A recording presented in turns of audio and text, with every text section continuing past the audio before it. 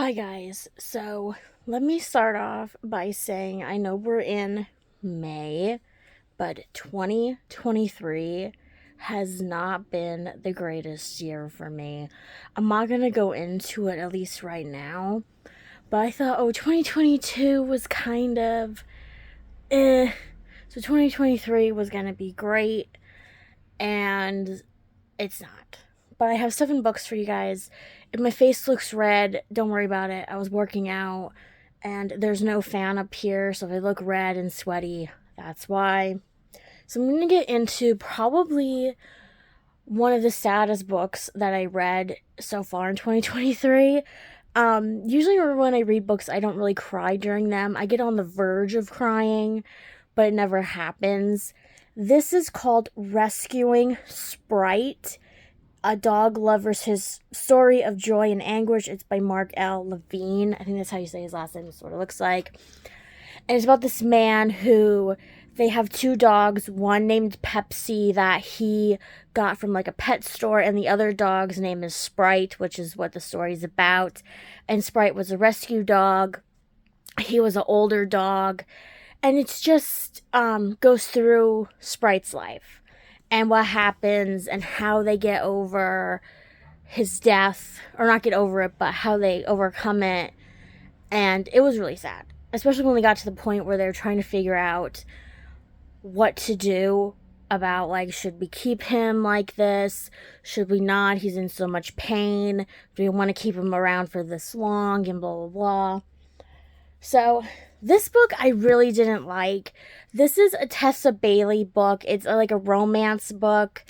The only romance books I ever read was like Harlequin books, but the smut in this book was really, really crazy.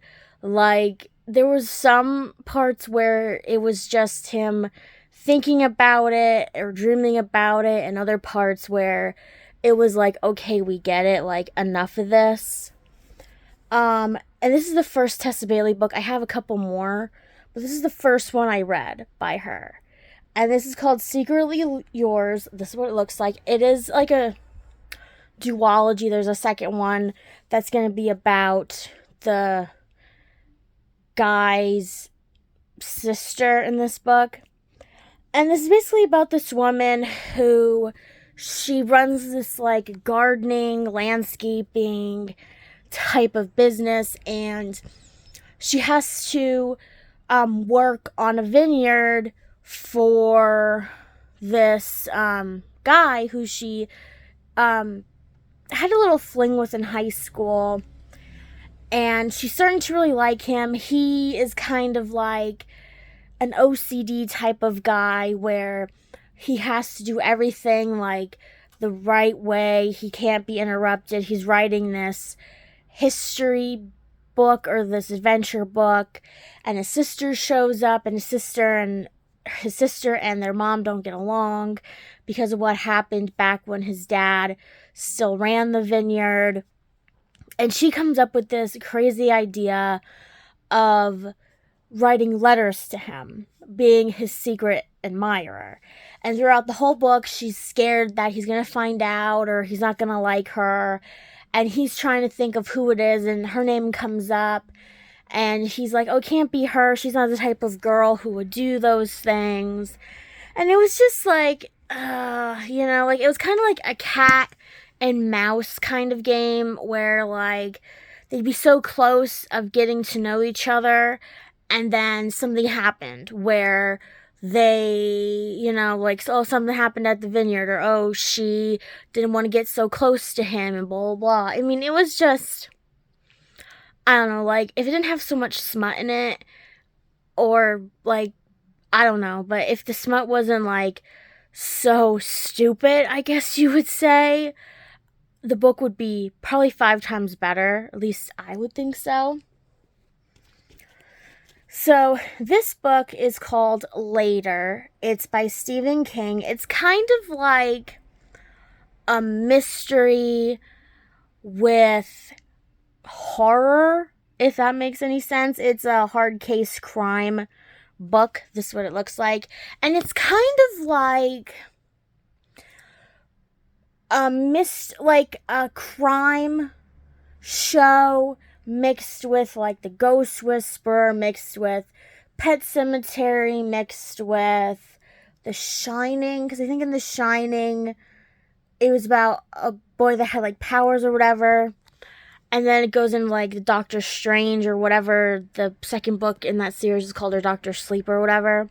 It's about this little boy. For some reason, he doesn't know why, but when people die, he can see them. And his mother works for this publishing company that her brother started, and her brother's going through, his uncle's going through early Alzheimer's. So she runs the company. And the company's not doing so great. They were part of this scheme with money, and it didn't work out. So one of their series is about like Roanoke. And the only reason why it does good is because there's a lot of smut in these books. It's kind of like a mystery because they're trying to figure out what happened at Roanoke, like the lost colonists, all that stuff. And he dies. So his mom, her girlfriend, like her lover girlfriend, and him go to this place, and his mom's girlfriend doesn't believe that he can see these dead people, and all he knows is dead people, they show up where they died or someplace close to them, like their house or wherever, and they can't lie. So that's the other thing, like they can't lie to you. So what ends up happening is he gets the story from the ghost, and she ends up writing the book, and then his mom's girlfriend decides to use him for evil.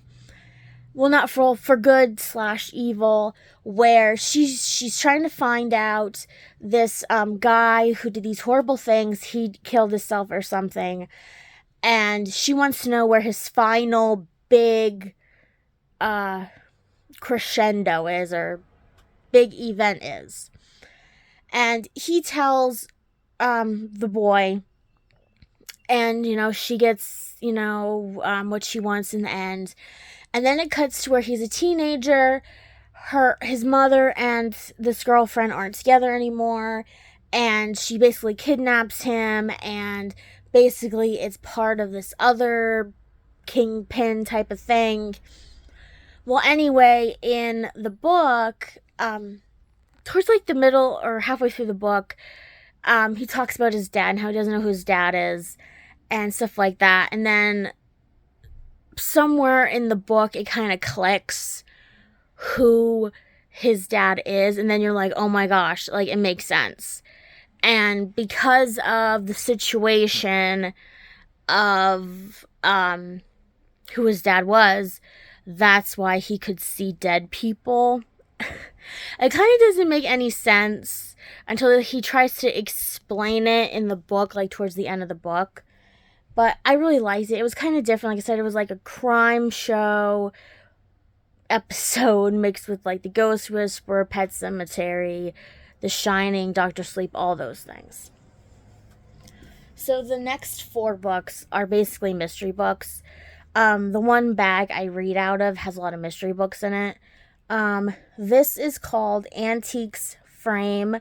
It's a trash and treasures mystery. I think I read a book by them because one of the books sounds familiar, but I don't know if I read it or if I just have it. It's by Barbara Allan. This is what it looks like. And it's about these 2 TV hosts where it's a mother and daughter. And it's kind of like that, I don't know what it's called, but they look for antiques. And this woman always seems to find these antiques before they do. And here, the daughter finds this woman in a store. She was switching the prices of these frames, and this woman ends up dying, and they figure out why, and they think it's because of this frame. It was an okay book. The chapters were short that I remember. This is the first one I read, so I kind of don't remember exactly what it's about. But, yeah. So, this is another mystery. It's a killer crop. It's an orchard mystery. It's by Shelia Connolly, and Shelia Connolly writes a lot of mystery books in different series. Like there's this one, there's an egg one, there's a tea one, but this is what it looks like. It's about Meg Corey. Her mother comes to this orchard that she owns for some reason, and this one guy dies in the town, and here this guy, his last contact was her mother, and she's trying to clear her mother's name, and her dad shows up to tell her, hey, like, if something was really going on between me and your mom, like, I'm pretty sure it wasn't a crime of passion, with this guy.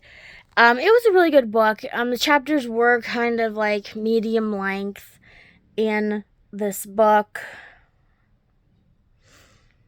And it takes place during the apple harvest on the orchard, so she's busy with that, plus trying to find this mystery out.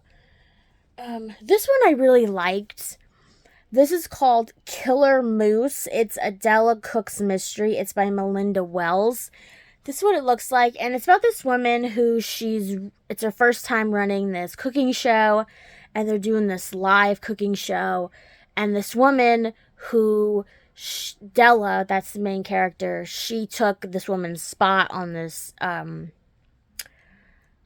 television station. She ends up eating, I think, the chocolate mousse in Della's first show, and she ends up dying because there was, I think, some kind of laxative or something in it mixed with nuts, and she was allergic to nuts. And she's trying to figure out who did it because she doesn't want this to happen, obviously. She doesn't want it to happen again on her show, and all these weird things keep happening to her. And it was a really good book. I really liked it. There was a little twist on who did it in this book, and I really liked that because, you know, sometimes when you figure out who did it halfway through the book, you're like, oh, this book's going to drag and drag and drag. There are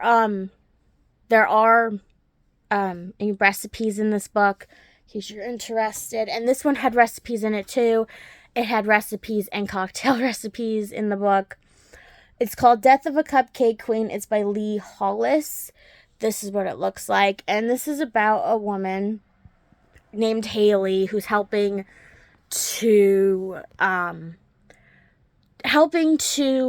do the reunion, their 20th high school reunion, and these three mean girls that were from high school start trying to help out, trying to plan this reunion, and one of them dies at the reunion. And it's all connected to something that happened in the past, and Haley has to put that together to figure out who really did this and why, and it was like a revenge kind of plot. It was a really good storyline because, again, it was a storyline where you didn't really know who it was until, like, maybe 10 chapters towards the end of the book.